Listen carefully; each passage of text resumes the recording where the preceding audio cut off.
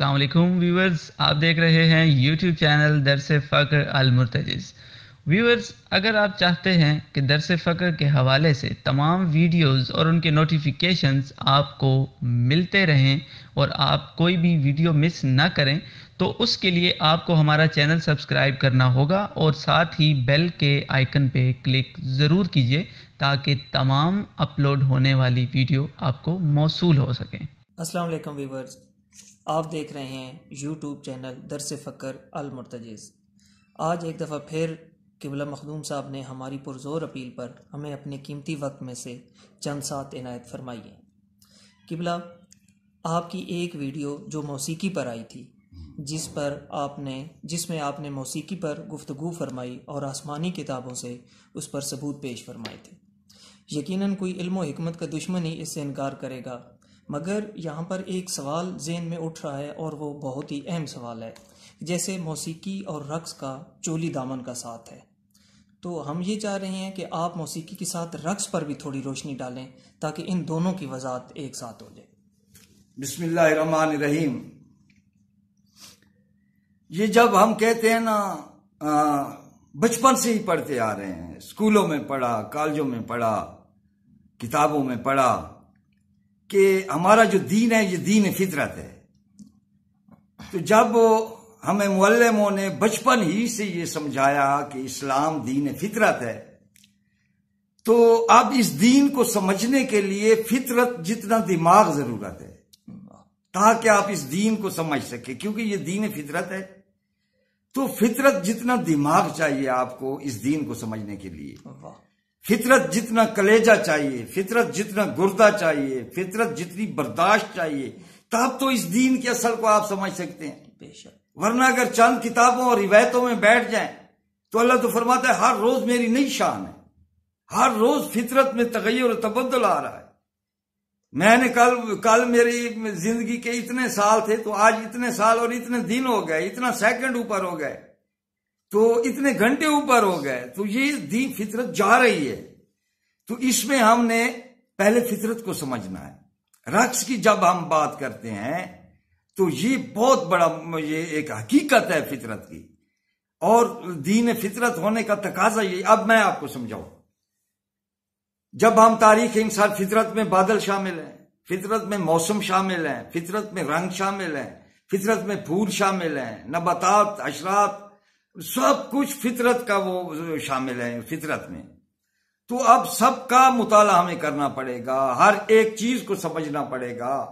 جیسے میں آپ کو کہتا ہوں کہ کوئی کہتا ہے جی کہ وہ رقص بنانے والے پہ نعوذ باللہ کوئی غلط بات کہہ دے تو وہ ڈائریکٹ خدا کو کہہ رہا ہے، کیونکہ آپ نباتات میں چلے جائیں، نباتات میں چلے جائیں، جنگل دیکھیں جہاں پہ فطرت کی آیات شجر اور حجر کی صورت میں، رنگوں، گلوں اور پھولوں کی صورت میں، جسے ہم جنگل کہتے ہیں، دنیا کے بڑے جنگلوں میں چلے جائیں جہاں نیچر اپنے عروج پر ہے، جس میں بہتے ہوئے دریا، جس میں جھیلیں، جس میں حیات کا وہ مور، پر، فیزنٹ، پرندے، رنگ برنگے، مچھلیاں۔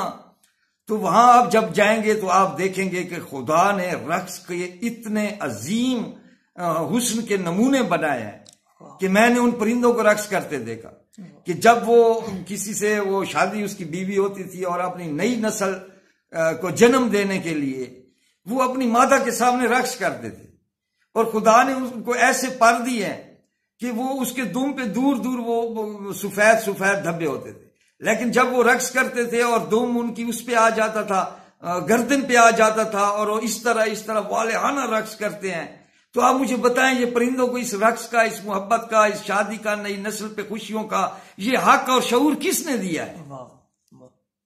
کتنی نسلیں ہیں پرندوں کی، ایمیزون وادی میں چلے جائیں، کشمیر وادی میں چلے جائیں، آپ جہاں قدرت کے رنگ برنگ دل فریب نمونے اور حیات کے رنگ دیکھیں گے تو وہاں آپ یہ دیکھیں گے کہ خدا نے جو ہے نا ایسے پرندے بنائے ہیں جو رقص کر کے ہی اپنی نئی نسل کا آغاز کرتے ہیں، اپنی شادی کا ابتدا کرتے ہیں۔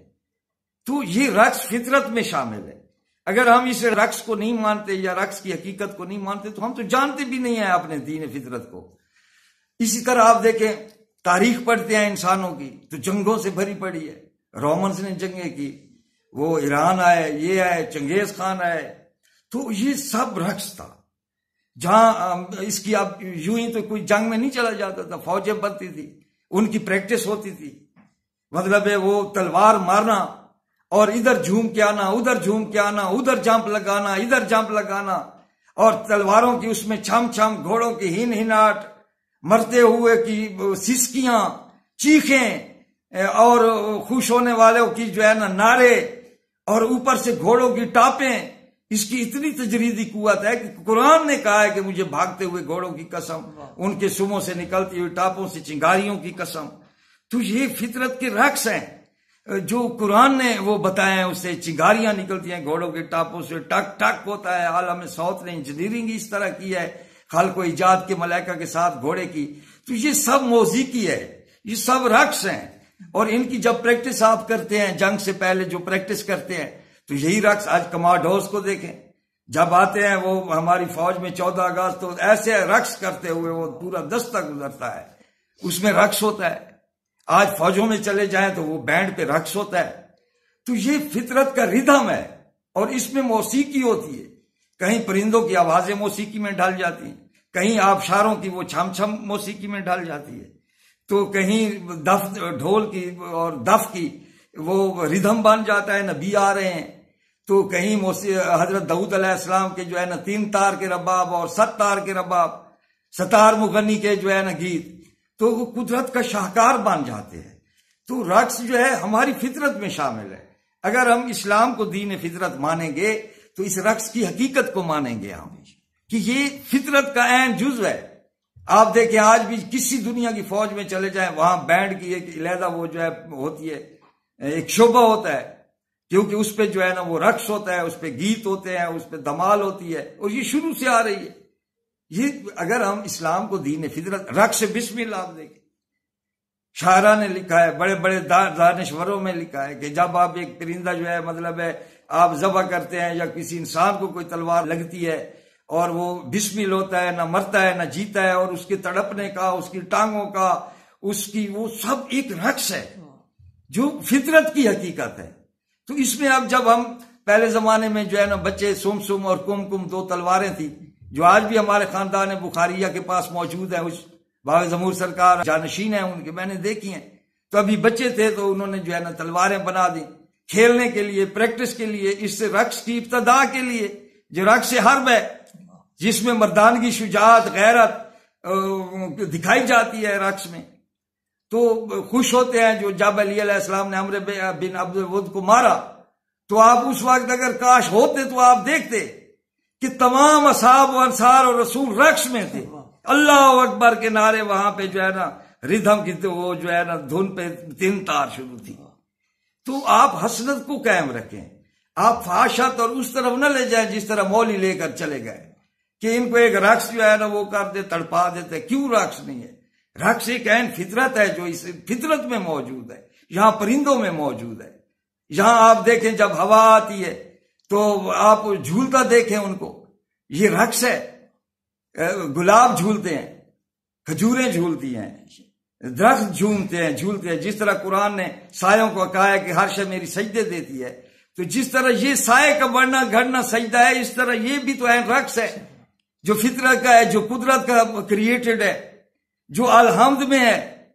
تو یہ جو ہے نا رقص بات صرف نیت کا جو ہے، انما الاعمال بالنیات، تو نیت کا وہ ہوتا ہے. یہ رقص کو آرام کہتے ہیں جی وہ ناچ رہے ہیں، فلاں کر رہے ہیں. رقص کو تو آپ فطرت سے نکال نہیں سکتے کیونکہ یہ دین فطرت ہے. تو اس لیے جو ہے اس پہ بڑا لمبا موضوع میں آپ کو بتا سکتا ہوں. رقص بسم اللہ کا میں ذکر کر رہا تھا، کس طرح وہ تڑپتے، ایک رقص ہے. نباتات کا ایک جھومنا ایک رقص ہے. تو رقص جو ہے نا یہ انسانیت اور یہ جو فطرت ہے پوری، یہ اس کا جو بادلوں کو دیکھیں آپ کیسے جھوم کے گاتے ہیں. تو مجھے یہاں وہ ایک میں نے گیت لکھا تھا تو وہ مجھے یاد آ گیا کہ تم حسن کی دولت کا انمول خزانہ ہو، ہر غم کو مٹانے کا ایک شوق بہانہ ہو، فطرت کی حقیقت کا رنگین فسانہ ہو، میرا عشق بھی ہے زندہ بس جس کے سہارے پر. تو اس میں نے کہا تھا کہ جب ناز سے چلتے ہو تم اپنے خیالوں میں، ہو بادہ رواں جیسے مینا سے پیالوں میں، لہراتا تیرا آنچل فطرت کی رقاصہ ہے، مدہوش تیرے گیسو بکھرے ہیں کنارے پر۔ تو یہ فطرت کی رقاصائیں ہیں جو قائم رہیں گی۔ اگر ان کی لذت محسوس نہیں ہوگی تو کم نظر کو، جو بہت چھوٹا ہو، جو فطرت کے برابر دل نہ رکھتا ہو، دماغ نہ رکھتا ہو، تو یہ رقص اور جو موسیقی جس کو کہہ لیں سر، اصل میں تو موسیقی کی سر ہے، اس میں ردھم ہے، اس میں بندش ہے، تو اس میں شاعری بھی آ جاتی ہے۔ تو یہ جس طرح آپ اندازہ لگائیں کہ ایک عالم پڑھ رہا ہوتا ہے اور ایک جو ہے نا گھنٹے کی تقریر کرتا ہے، سمجھاتا ہے، اور آخر پر وہ گریز دیتا ہے کہ لوگ اٹھ کھڑے ہوتے ہیں۔ اور جب آپ ایک قصیدہ سنتے ہیں کوئی خوبصورت لے میں، کوئی خوبصورت اس میں آپ ذاکر کا ایک قصیدہ سنتے ہیں، تو آپ ایک ایک شعر پہ اچھلتے اور بیٹھتے ہیں، کیونکہ اس میں وہ حسرت مل جاتی ہے موسیقی کی جو ہمارے محسوسات پہ، ہماری کیفیات پہ اثر کر رہی ہوتی ہے۔ تو رقص بھی اسی طرح ہے، جیسے دیکھیں کوئی اب وہ رقص نہیں تھا، یہ جو آج میراتھن کا مقابلے لگتے ہیں، میراتھن ریس، یہ میراتھن ریس کیا تھی کہ انہوں نے جنگ جیت لی اور وہ خوشی سے دوڑا کہ ہمارے بچے وہ سب قلعے میں انتظار میں ہیں، اور موت زندگی کا فیصلہ ہے کہ اگر ہار گئے تو وہ عورتیں کہیں سے کہیں چلی جائے گی، بچے خدا جانے مار دیے جائیں گے، ہماری لڑکیاں چھن جائیں گی، ہم سے سب کچھ چھن جائے گا۔ تو وہ ایک شخص جو ہے نا اتنی محبت میں دوڑا کہ ہم نے جنگ جیت لی، کہ وہ کتنی دور دوڑا۔ یہ اس کا رقص نہیں تھا، یہ ایک چاہت کا رقص تھا جو دوڑ کی شکل میں سامنے آ رہا تھا۔ اور جب ان کو پتہ چلا وہ مر گیا تو ان کو پتہ چلا کہ جنگ جیت لی ہے، تو پورے قلعے سے لوگ جو ہے نا رقص کر رہے تھے، آوازیں اٹھ رہی تھی، خوشیاں آ رہی تھی۔ تو اس کی یاد میں آج بھی دنیا میراتھن ریس کی وہ کرتی ہے۔ تو یہ ایکشن ہوتا ہے، یہ ردھم ہوتا ہے، یہ رقص ہوتا ہے۔ کوئی خوشی کی بات آپ ایسی سن لیں تو آپ لامحالہ جھوم جاتے ہیں۔ اب چھوٹے بچے ہیں، ابھی پیدا نہیں ہوئے، اور وہ خوشی میں جو ہے نا وہ اس طرح رقص ریئیکٹ کرتے ہیں، اس کا جسم ریئیکٹ کرتا ہے ایک ردھم کے ساتھ۔ تو یہی رقص ہوتا ہے۔